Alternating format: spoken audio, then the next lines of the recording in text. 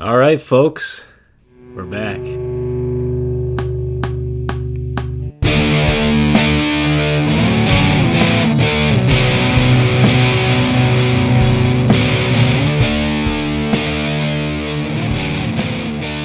And welcome to tonight's show. It's so lovely to have you here. Got a jam-packed evening for you. Yeah, another jam. Well, actually, we should say we're calling our freeform style of podcast episodes where we had a name change. We were calling them jam sessions now. Because we're genius. We think it's kind of cute, kind of fun, a little nifty. Thank you, Matt, for coming up with that.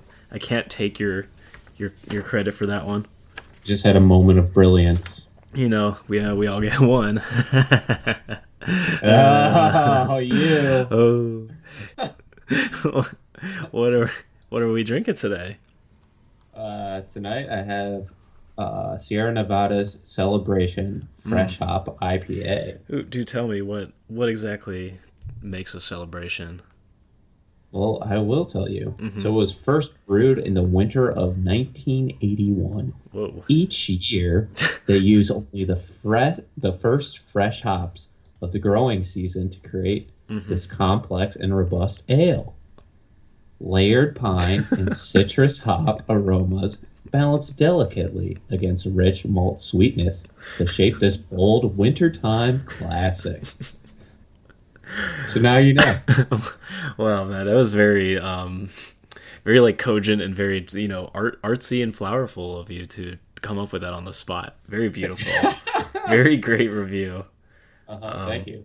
Well, to boil it down for you, there's a picture of a cabin in the woods with snow upon thy roof, and I thought, what better for burly, frigid winter day than a Celebration Fresh Hop IPA. Oh, perfect. Is it wintry there in New York, in the Big Apple? It's getting there. We had a couple of days of snow. You guys got some snow. We had like a couple inches yesterday.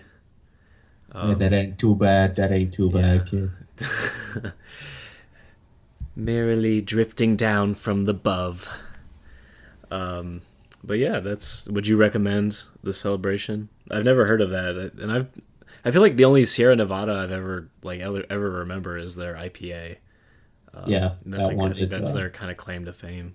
That is a classic. Mm-hmm. We also I've also had their variety pack, and I think this Celebration one is in it. I would recommend this beer for celebrations. Oh, perfect. Maybe a Christmas celebration, or otherwise. Birthdays? Holiday. No. Hanukkah? Pass. Yeah. Okay. Mm-hmm. Great. Well, Matt, I am once again drinking a Rhinegeist beer. And forgive the pronunciation, it has one of those fancy E's at the end. I think it's pronounced Calfé, or just a calf, or calf. I'm just gonna call it a calf from now on. Well, what's that? Tell me about it. It's a coffee milk stout, slightly sweet and full-bodied with hints of complex roasted malts and chocolate. Calfé delivers a kick to the corral, as I always say. This pillowy, silky, and aromatic coffee milk stout is infused with Java roasted locally by the team at Cincinnati's Deeper Roots Coffee. A multi-dimensional brew that delivers on a rich, smooth, and delicious promise. Oh, baby. Yeah. You got me all hot and bothered. Yeah. Man. It's 6% ABV, so a nice, decently strong beer. Nothing too crazy though, and 25 IBUs.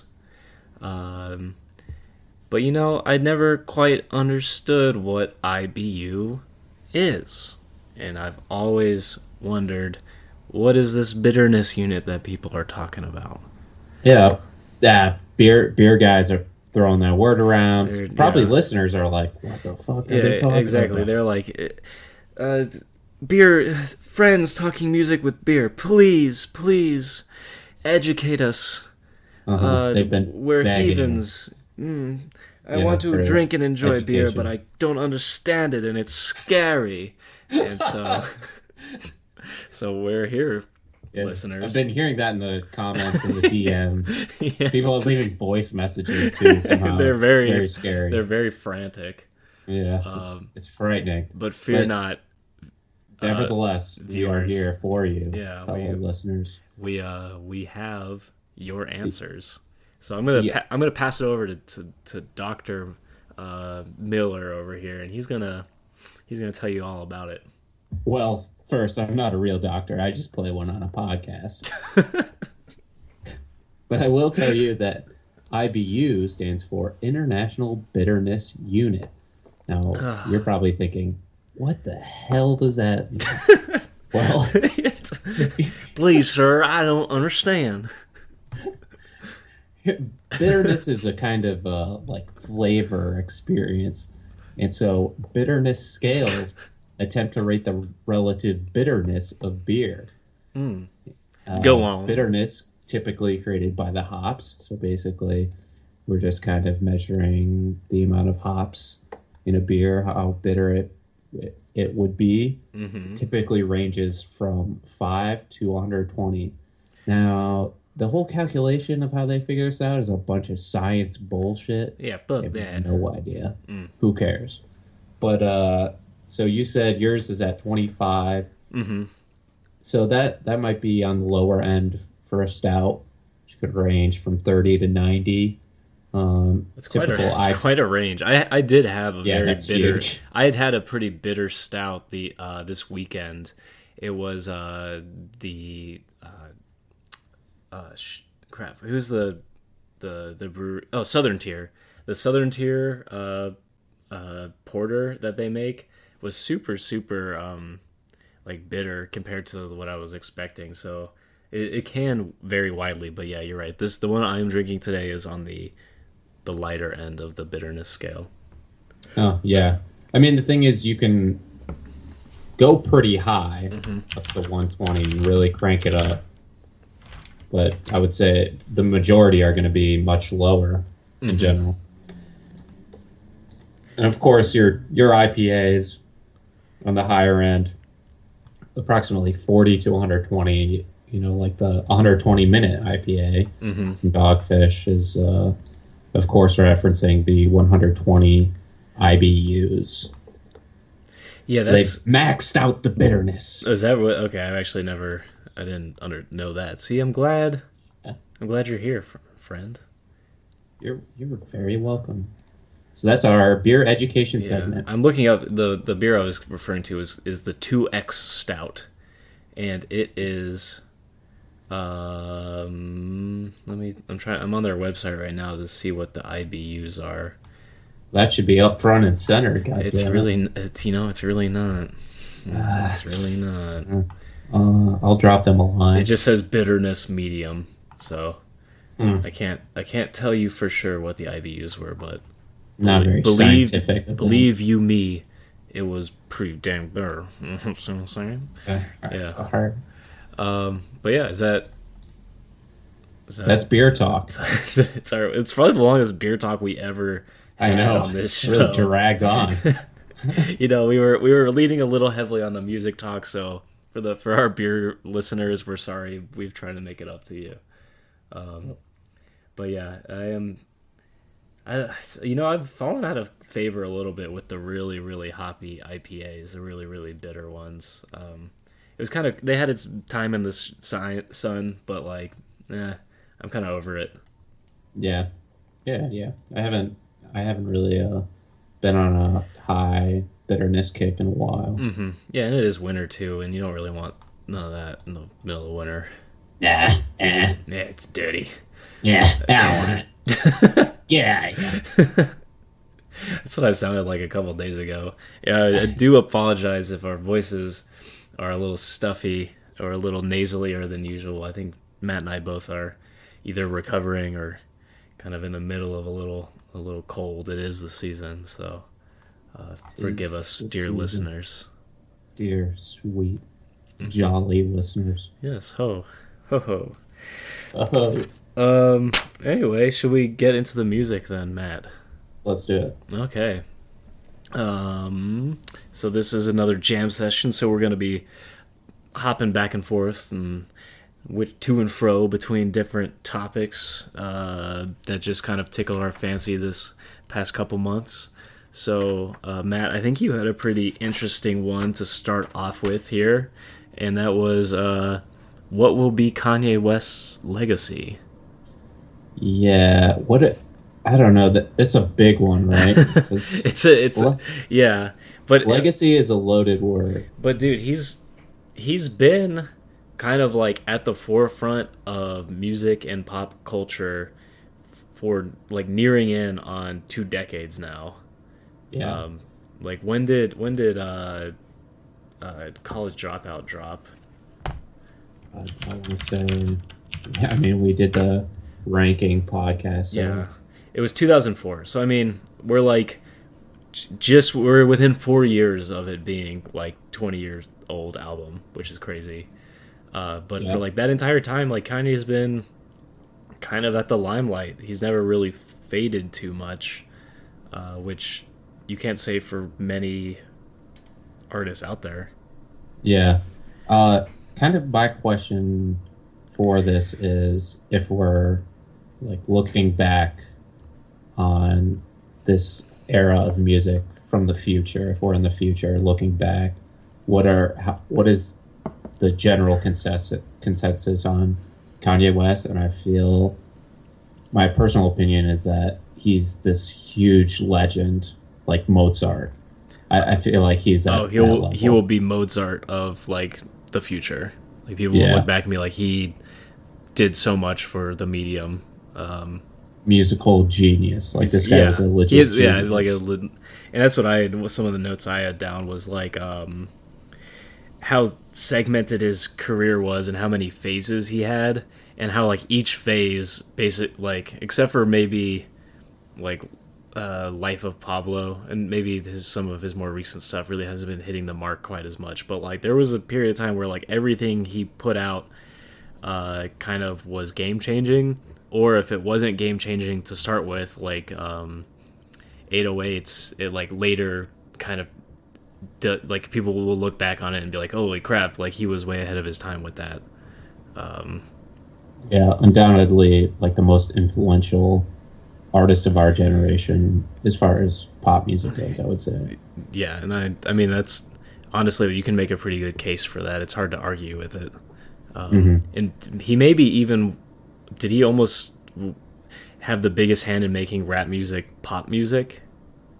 Oh, that's a huge question. I don't know if that's answerable. I mean, lots of players were in that, and lots of forces even beyond just the artists themselves kind of made that happen. But he really did. He like made a brand of rap music and hip hop that was accessible to like a pop audience. Yeah, and became marketable and became popular. Yeah, whether he wanted it or not to be. But I think he probably did. He seemingly loves being famous, or at least did for a while. Yeah, and his brand extending beyond music, I think, also impacts his legacy and how people look at him in the future. Yeah, I honestly think he will be looked back on as like a genius and like a huge force within the like 21st century of music. Yeah, I would even agree with that. Going beyond music as kind of like a Andy Warhol type figure of kind of an entire artist that really like changed everything. Dude, like, you just like kind of a Kanye era. You blew my mind with saying, imagine a Kanye West like museum, like after he dies, like there's the that's gonna happen. Yeah, it's one that's like there's the Andy Warhol museum. You can go to that, but like imagine in like 60 years going to the Kanye West museum. Like that's I feel like it could be 20 years. I don't think it's that far away. That's so crazy to think of. It's crazy to think about, but yeah, I think he really has had that kind of lasting impact. Yeah, and there's enough stuff to fill up a museum. Yeah. But yeah, I think, love him or hate him, you can't deny his relevancy and his impact on like so much. Not even, like we said, not even music, but art, music, fashion, culture, like just discourse. He's done. He's so always much. Been at the front of pop discourse. Mm-hmm. You know. And now he's taken a new. At the time of this recording, he's directing and I think starring in his own opera. Yeah, I heard about that. I saw him post about it, and I didn't. Yeah, it didn't interest me, so I didn't dig into it. Yeah, I think like his latest turn might be a bit of a teardown of his fame. Like I think he's becoming a bit more insular and less bombastic, and more like, this is what I want to. I'm Christian. I want to do like my Christian stuff now. Yeah. It's an interesting phase of his career too. Yeah, where Kanye's so big that he can always like go back to the well. Mm-hmm. Like, okay, people love this kind of stuff. I can always go back to this, but I'm gonna push boundaries and do different things that I just want to do. Who cares if anyone else is gonna like it? Mm-hmm. He has that freedom. Yeah, and he also has the freedom to work with whoever he wants to work with.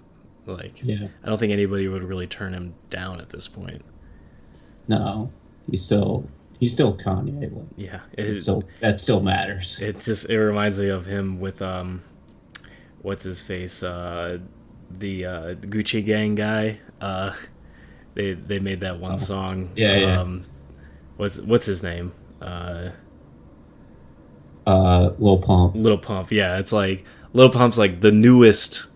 Like he's the new generation of rappers coming up, but Kanye is still with them. Like, he's still in their music videos and stuff. So I'd forgotten about that video. It's good. If you haven't seen it, go check it out. Is it called I Love It? I think that's the official title. Lil Pump and Kanye West. It's really, really funny. I'm not speaking of the musical quality or not, but it is pretty hilarious. But yeah, I mean, like I said, I don't have really anything else to add. Yeah, today. Divisive, crazy career, but honestly, you can't deny it. I just feel like in the future people are gonna forget about people. I shouldn't say people will forget about, like, the divisiveness. Is part of the experience, I think, that you're getting. People are going to look back and be like, he was this figure, and people felt differently about him, but he was huge and important nonetheless. Mm-hmm. But yeah, anything else about Kanye before we move on? No. Okay. The next one we had was what is the coolest American music, and what American music are you proud of? I think the second question is more interesting, actually. Yeah, the coolest American. It's kind of hard to say, like, especially I know you said the second part was important, but just to address the first one real quickly, I had some notes. Like, it's hard to say, like, what is American music. Of course, there's like jazz and blues was invented here, but there's so many offshoots of everything now, and music is also interconnected. So it's really hard to say, like, what is the coolest or best American music. It's so subjective. But like, what American music are you proud of? That's an interesting topic.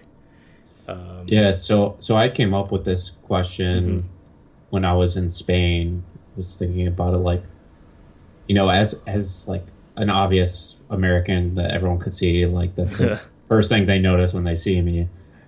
Like, what is our musical legacy? Like, what am I proud of as American? Like, I could say, like, oh, this is our music. Like, you're welcome, world, for us giving you this music. Yeah. Sorry, go on. It wasn't. I think like rap and hip hop is probably first on that list, because that, especially for this time and era where that's pop music and so popular, like ubiquitous pretty much across the world. And it really originated here. It kind of defines, like, American and being American. It's a lot of music about people starting from very little means and now it's like money and cars, and so it's like it's the American dream story, really, like wrapped up in a musical genre.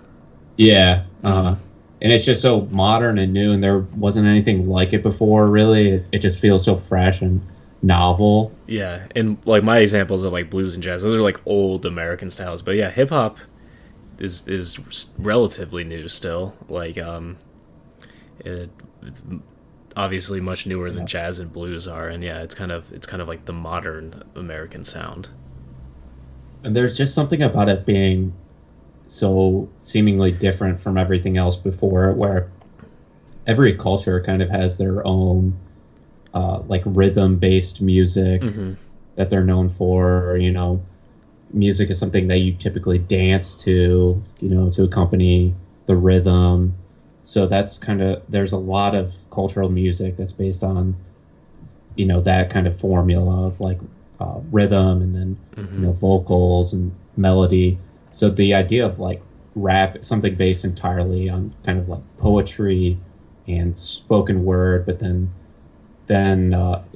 building the background of the production behind it, of like beats, it created an entirely new kind of formula. And it's really cool. Like people, I feel like outside of the U.S., like we're still very strongly associated with rap and hip hop.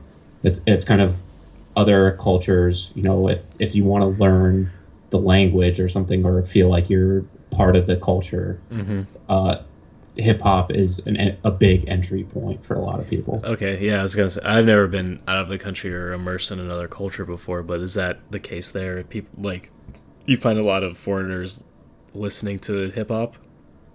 Well, I think it's kind of like a crossover point. There's a lot of people here, obviously in New York City. It's a melting pot of so many different cultures, but like hip hop music, rap music is something that brings everyone together as like New York City people. They can all kind of relate on that level, which is why I was going to say, if I had to name like a specific artist, I would even say Biggie. That Notorious B.I.G., like coming from Brooklyn, like really kind of embodies that spirit to me.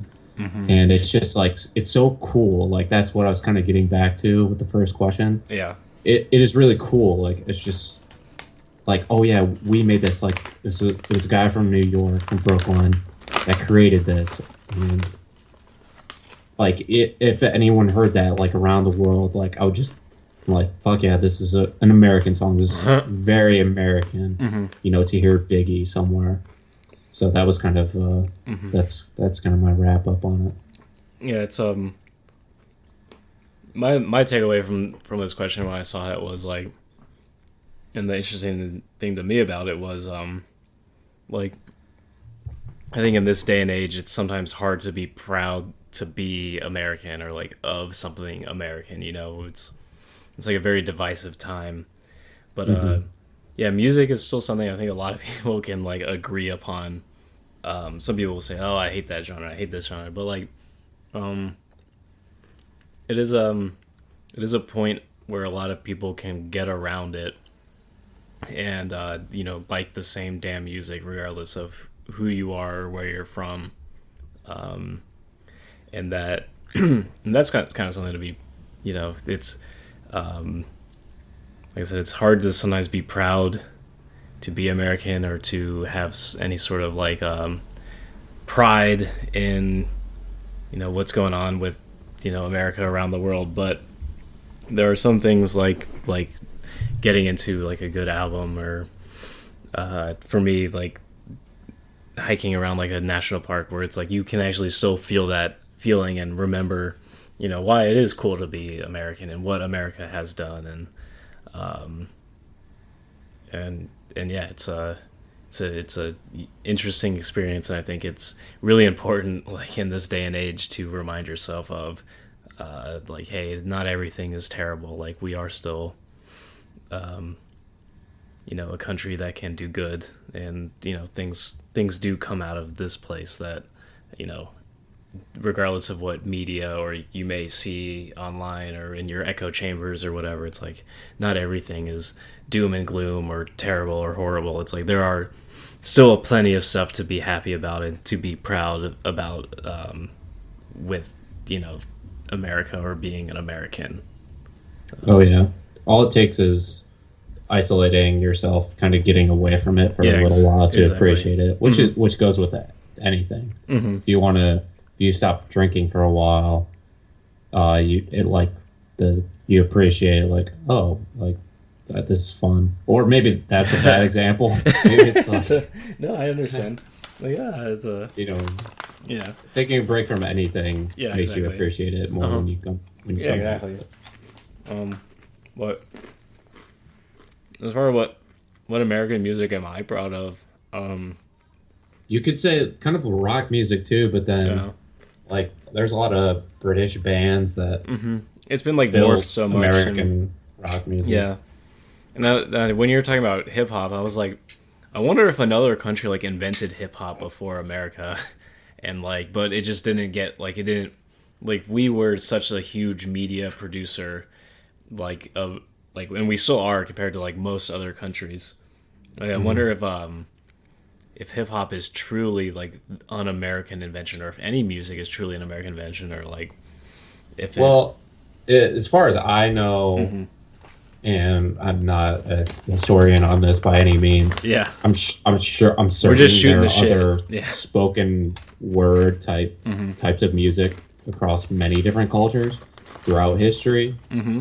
But it really was that kind of like MC DJ type idea. Yeah, that definitely originated in America. And I guess, I mean, yeah, what do you consider first? We kind of made it. We popularized it. So is that inventing at some point? Yeah. It's really hard to say, like, especially with like an art form. With like a light bulb, you can say, yeah, I invented this light bulb. Nobody ever made it before. But like this sort of like intangible sort of thing, it's really hard to say like I invented this 100% because it pulls from a lot. Right. But I think mainly what I was like, maybe like some like a Pacific Island nation like came up with like literally came up with like exactly the same thing we had, but like nobody ever knew about it. But that's I'm sure there was something very similar in human history. But the entire origin story of rap music is interesting. The way American rap music became so popular. It's fascinating. Just American media in general just, I think, dominated the world for a long time. Until basically the age of the internet and streaming, where people can kind of tailor exactly what they like to see. Yeah, true. But we're getting a little off topic there. It's an interesting question, especially one for this time period. And think about it, listeners. Yeah, tell us what you think. What are you proud of music? Maybe you make music that you're proud of, and maybe it's inherently American. That's totally forgot about country music. I was gonna the most American of American music. And, you can be proud of that. I'm proud. I like country music. Yeah, I don't care who knows. It's up there. But yeah, there's cool things about distinctly American art forms that. Yeah. Okay. Just quickly on country. I feel like country is so American that it veers into the uncool territory. and that's where I got back to the first question. It's like, okay, if you were somewhere else and an American song comes on, like, what do you want it to be that you're like, oh, fuck yeah, this is my shit? Do you want it to be like some country song? Do you want it to be Randy Travis? Like Wagon Wheel or some shit? Like, oh Wagon God, Wheel. Sorry, world, we made this. No. I mean, it depends on what you define as country. Is like saying all country music is Wagon Wheel and all hip hop is Gucci Gang.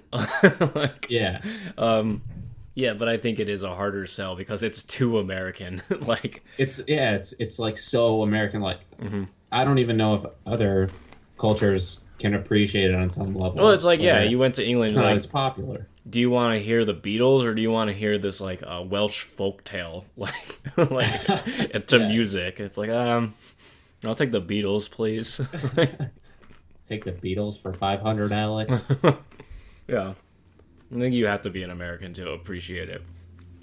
Yeah, at some level. At some level, yeah. Oh, yeah, I take that back. You can appreciate it for whoever you are, but I think maybe you have a deeper appreciation.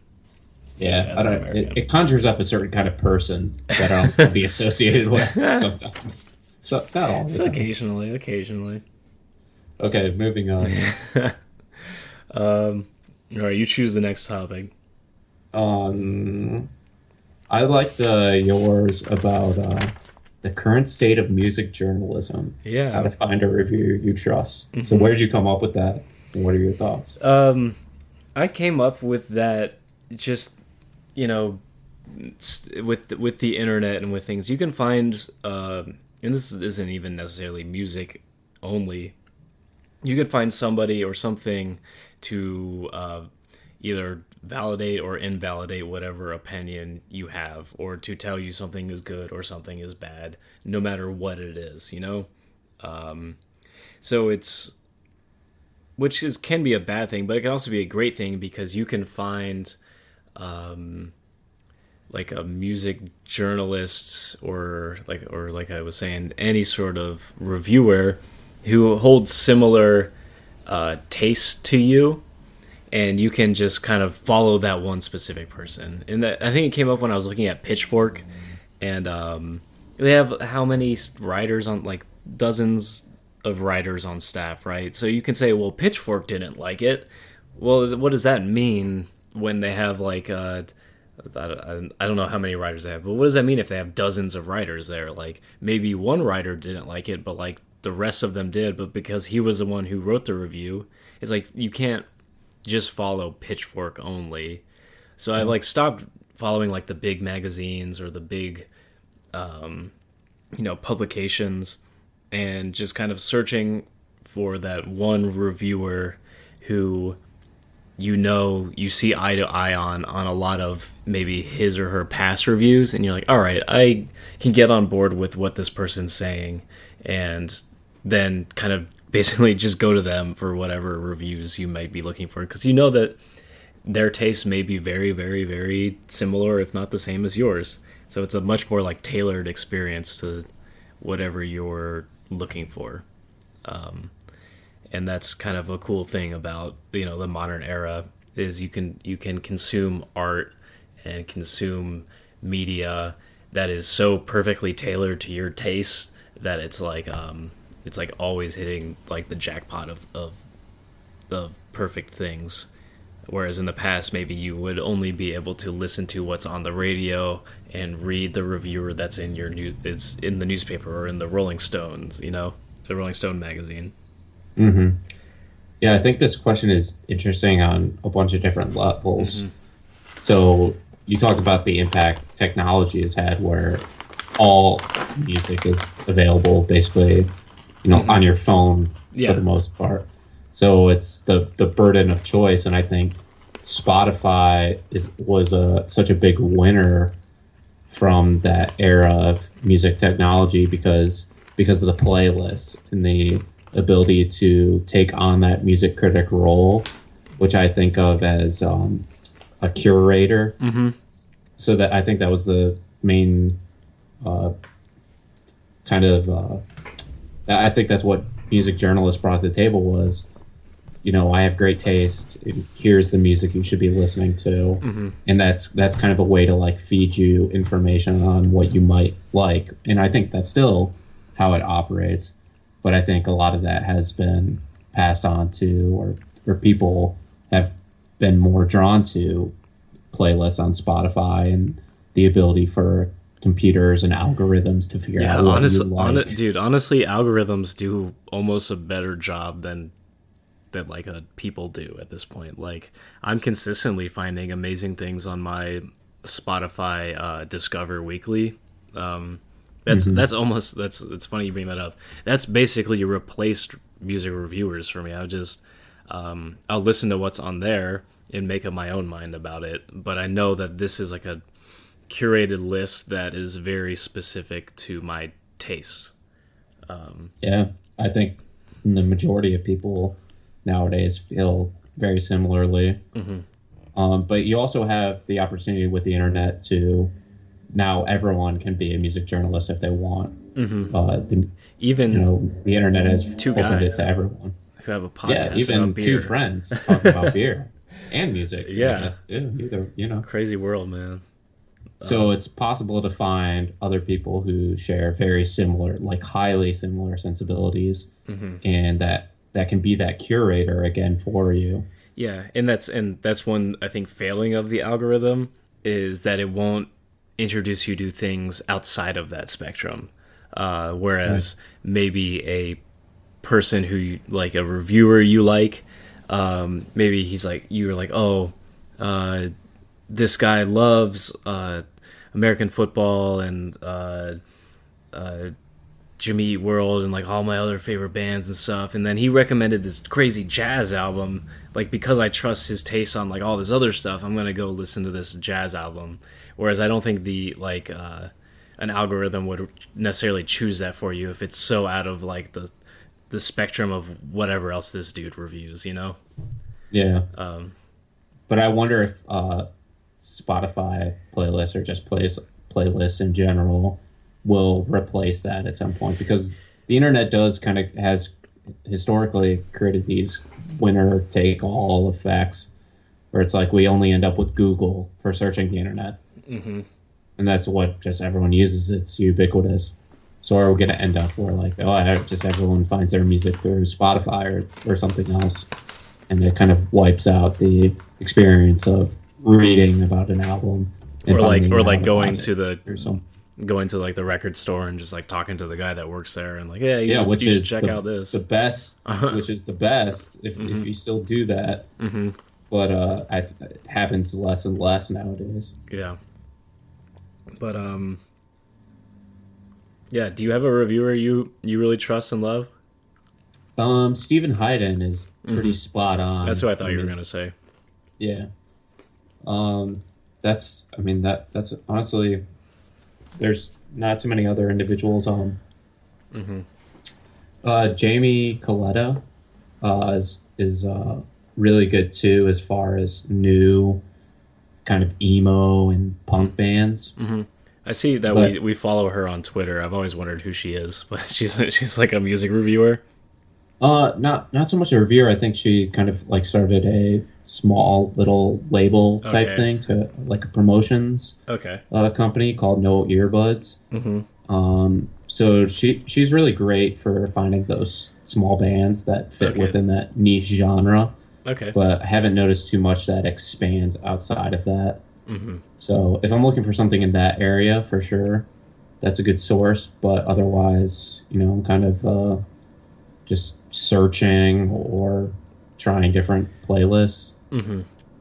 Yeah, I think I'm on the same page with you with like the playlists and searching around and stuff. I'm taking guitar lessons from like a jazz musician, and so I'm finding he like fulfills my like quota of like things that I would have never listened to unless somebody I trust like the musical tastes and abilities of recommended it to me. So he's like giving me all these crazy recommendations for things like way outside of like the horizon of what I know and understand, and I appreciate that a lot. Yeah, but it's good to have someone that's bringing in something new and interesting.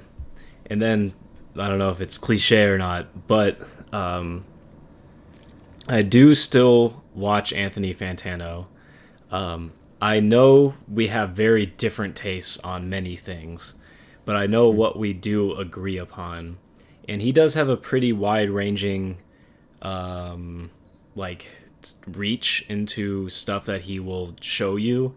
And so like I think I have a good grasp on what we both agree on and what we both disagree on, that I know I can like kind of pick apart what I should and shouldn't really pay attention to that he recommends or that he shows. Yeah, that's good. You guys have that relationship together. Very key. Yeah. No, but he does. He's so wide ranging, like covers such a large breadth that there's no way you're going to see eye to eye on literally everything. Yeah, exactly. And I think he has some really, really horrible takes, but I think he has some really good takes too. And it's just like I was saying before, it's all about finding somebody that you know how your tastes align with, and then you can use that as sort of a tool to help you decide like what is worth the time to listen to, or maybe give a try for, or maybe just skip altogether. Yeah, and just talking to different people. Yeah, go outside in the world. There are people. With exactly. Get out of your computer, and go to the record store and hang out and just talk to them. Ask if they're playing something. Ask, and you like it. Ask what's playing. A bar that's playing good music. Yeah, exactly. Other stores, all kinds of places. Mm-hmm. Yeah, don't limit yourself to like a nameless magazine or publication. Get personal with it. Get personal, listeners. Yeah. Let's get personal. Well, I think we're pretty personal, and if you think our tastes are aligned with yours, maybe use us as your number one source for beer and music. Maybe. I think they get bored. We don't put out enough stuff for them to keep occupied with. No, it's a work in progress. Well, Matt, speaking of things you should be listening to, let's just rattle off like what have we been listening to lately? What's on repeat for us? Yeah, so I had a little bit of a throwback kick. Okay. The Germs, or just Germs. Okay. You ever listened to them? Did you? Maybe if you had recommended them to me in the last month, I may have listened to them. But unless this is a newer thing, then no, I haven't. No, so it came up. Flea, who from Red Hot Chili Peppers, the bass player, wrote a book.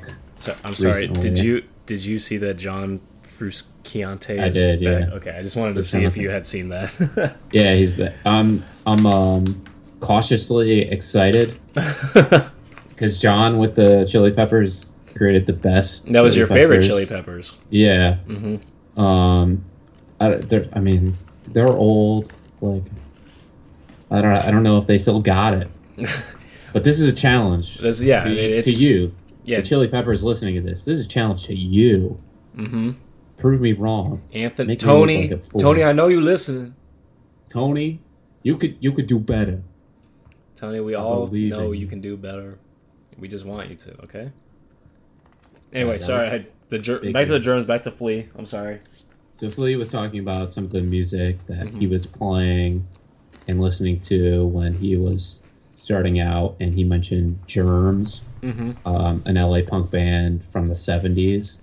And so I was really digging them. They're really good. And then I think I must have been listening to one of the song playlists, one of their song playlists, and the Lillingtons came up. I've been listening to their album Death by Television on repeat. Is it another older? I'm looking at 1999, so much more recent, but very, to me, 90s punk vibes. To me, that's kind of a specific subgenre. How do you spell that?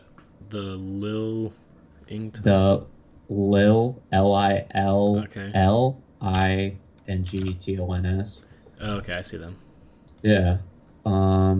They're super cool. And then the one that I sent you was Upset, and their self-titled album, which is new, came out this year.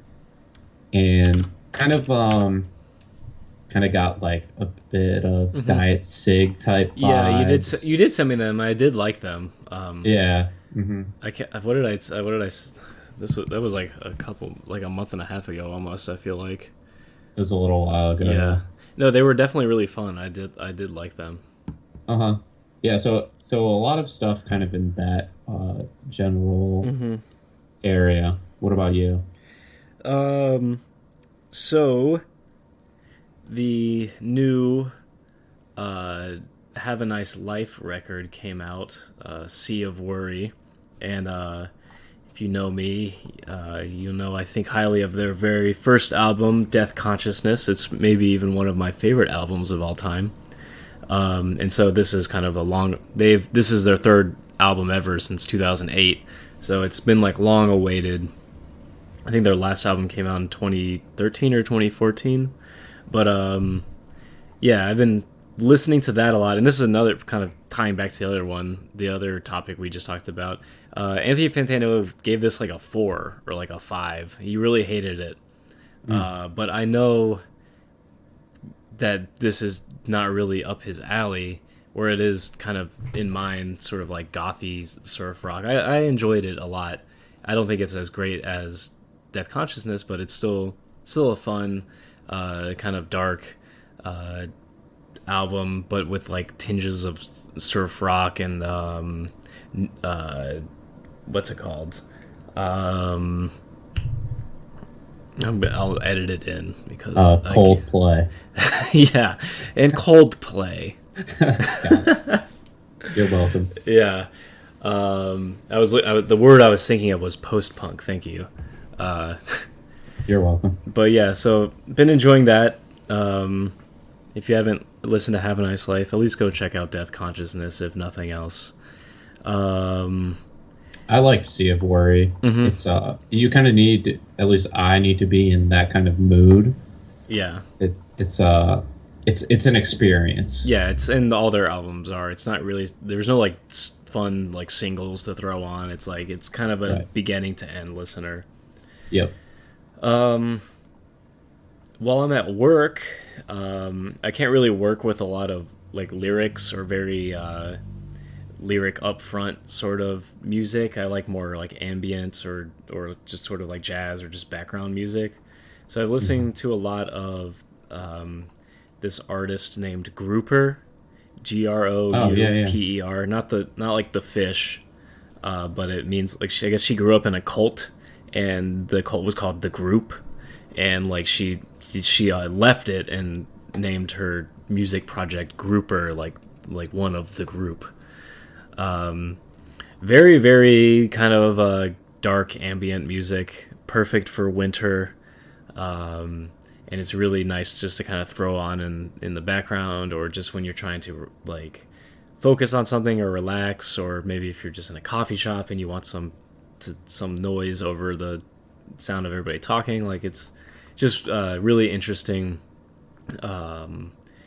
ambient music. And so if you're into that genre at all, or you may be looking for just some ambient noises or ambient music, I definitely recommend Grouper. Her albums AIA: Alien Observer and The Man Who Died in His Boat are probably my favorite 2 albums of hers. So go check those out. I've heard of her. Yeah. And just never dug into it too much. Yeah, I think she's kind of like one of the. I mean, ambient isn't like a huge genre, but I think she has a lot of traction. She's a very artist. And then finally, I've been listening to a lot of this band called Moss Icon, and they remind me a lot of like Big Ups and Slint, and a lot of kind of like spoken word, heavy sort of train of thought kind of crazy lyrics over punk rock tinged backgrounds. Oh, and they really remind me of Double Daggers. Okay, I was gonna say I've been on a bit of a Double Dagger you have been? Yeah, so they're very in the wheelhouse of Double Dagger and Slint, and a few of the songs of Big Ups. I think they're from like the 90s. The only thing they have on Spotify is like just their entire discography. But they're fun. It's a fun listen. Really aggressive and nice music to throw on while you're at the gym or driving, or just anytime really. It's just kind of fun punk rock noisy music. Yeah, perfect. Mm-hmm. Yeah, I kind of need something to throw in with the double dagger. Yeah. If you've been on a double daggers kick, definitely check out Moss Icon. That's cool. Mm-hmm. Nice. But yeah, that's kind of what's been on repeat for me lately. Cool. I don't want to take too much away from what our next topic is going to be about, which is like albums of the year or like albums of the decade kind of talk. So we'll get there. But there are definitely some like albums I could talk about that I've been listening to, but I want to save it for later.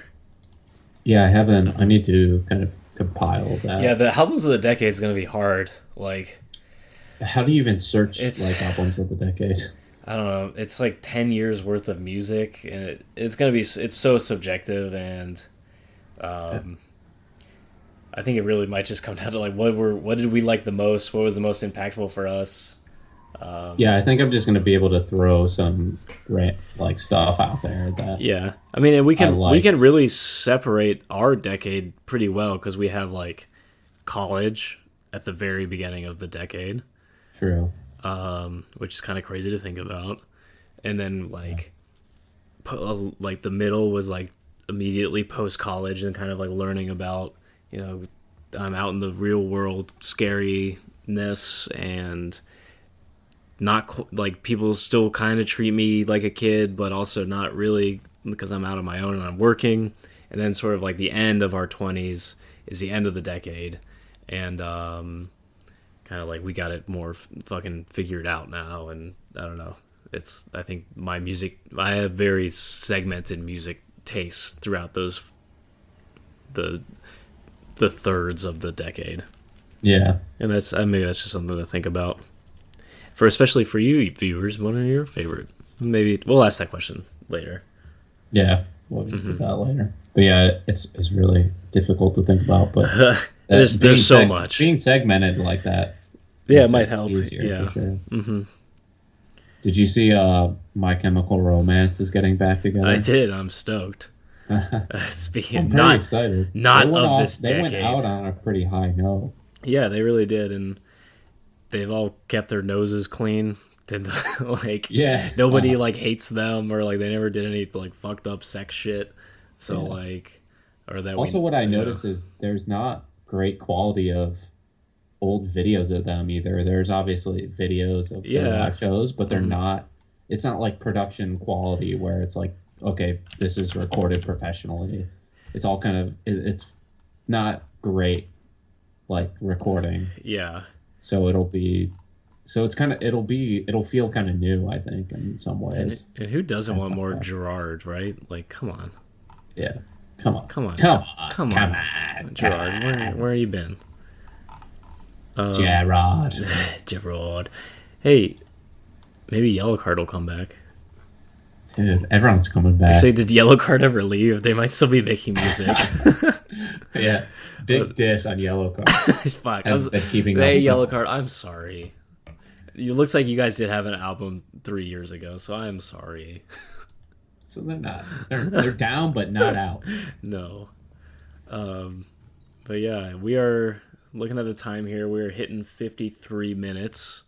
Did we want to do any other topics while we're here? Ooh, I mean, let's wrap it up. The Menzingers, White Reaper, came out with a new album. We talked about Kanye. Yeah, Earl came out with a new EP. You know, the sad thing about the Menzingers and White Reaper is they didn't strike me as much as their previous releases did. I think I listened to them pretty heavily that first week they were out, but then kind of moved on after that. Yeah, very much in the same place where I listened to it quite a bit when it came out, but I have not gone back to that a whole lot. I'll say the Menzingers are still probably one of my, if not my most listened to band of the decade. My Spotify thing was, I was sad because I had to make a new Spotify account, and so I didn't have like all of the music I listened to since like 2014. But I will probably say that the Menzingers were my band of the decade. Yeah. Yeah, they were still very high on my list. Yeah, but I think they took a step back with their most recent release from After the Party. But it's still, I mean, it's not an egregious or horrible album anyway. It's not bad. It was it's just still Menzingers. It had some great singles. But just as a whole, I haven't had much interest in going back to it. And same with White Reaper. Some great singles. I think it's a good album, but it didn't capture my interest quite as much. Right. Yeah. It just doesn't. For whatever reason, it didn't really. And maybe we're just growing, out of that musical phase. Like White Reaper and Menzingers were very much, if we go back to what we were just talking about, kind of in that middle third of the decade for us, or at least for me. And maybe now, like this like final third of the decade, like we're kind of moving past it. Yeah. Case there. Old chap. But what do you think of the Earl like EP that he dropped though? In typical Earl fashion, it's different. Bizarre, 15 minutes long. Yeah, very quick. He's still like good rap. He's a great rapper, and the way he hits different, just the sounds and words, is unique. There's nothing else, at least to my knowledge, like it out there. No, it's just poetic. The way that the way he hits the syllables, and the words that he strings in to make the sound of his spoken word, like give it character, is really unique and like nothing else. But it was so weird with the production behind it. Yeah, kind of over it in a lot of ways, where it was difficult to understand him, and it was all fuzzy and blurred. But I think that might be part of the aesthetic. It's supposed to be. I think so. It was not. I'm not saying it wasn't intentional. Yeah, but it's. I don't know. I don't think. I think Tyler and his production style brought out the best in him. Mm-hmm. It was because that he was kind of the forefront, kind of big and huge, and a lot of the rest of what he's done, it's, he hasn't had that kind of swagger and attitude. Yeah, and that's probably just him growing older too. Yeah, but it is fun to throw on some like Earl's first mixtape, like Earl. Like it's fun to go back and listen to that like crazy bombastic Earl versus like the artsy lo-fi like subtle Earl. I mean I liked the EP. It's another one I probably listened to it honestly a bit more than the Menzingers and White Reaper, but it's another one I haven't really gone back to too much lately. I don't find myself very often in a mood to you have to be in a real mood for that one. Like it's not it's unique. But it's good. It's always good. Mm-hmm. He always does he's always doing something new and interesting and pushing boundaries, which is cool. But that's why we didn't have a Menzingers or White Reaper review. I think is because neither of us really were too hyped enough on it to really talk about it at length. And Kanye, I'm not a gospel album connoisseur, so I can't really talk about it accurately. I think that's like if you are going to talk about the Kanye album, though, you have to put it into perspective of it is actually a gospel album. It isn't even like you don't even want to compare it to a Kanye album. It's not like a typical one. It's its own unique thing. Mm-hmm. And I think did you read any reviews from people from like the gospel like wing of music reviewers? I didn't really read anything about it. Yeah, like most people like pop reviewers are like, this is trash, and we were like, this isn't good. We don't really like this. It's not for us. But like maybe if you fucking love gospel music, like this was like you were like, hell yeah, Kanye finally made something for me, and, and this was it. So. My only like impression was from like internet memes, more or less. Mm-hmm. But I still thought there were some good songs. Yeah, there was like and just like most other albums we just talked about, like there were some good singles on there. But I think as a whole, I'm not going back to this one anytime soon. No, again, it's another have to be in a real church going. It's speaking of albums that people clowned on, Chance the Rapper's What was his last album called? I don't remember. Oh jeez. Anyway, that album, he canceled his tour. That he didn't get enough sales, and it's just the Big Day. That's what it's called.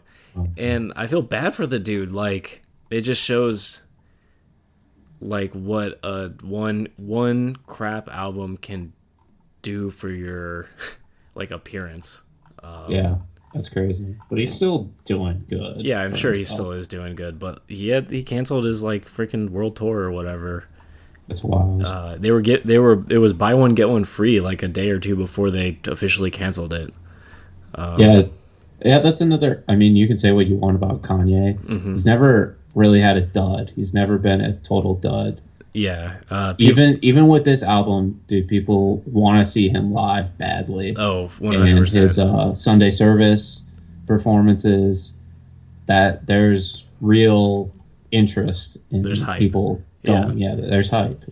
He's never lost that, even if you don't like the album, even if critics don't like the album, he always has a lot of popularity. I think it's because Kanye puts on a live show that's incredible.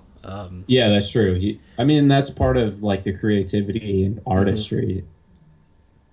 I can't say what a Chance the Rapper show is like, but I can probably safely bet it's not at the same level as like a Kanye West live show.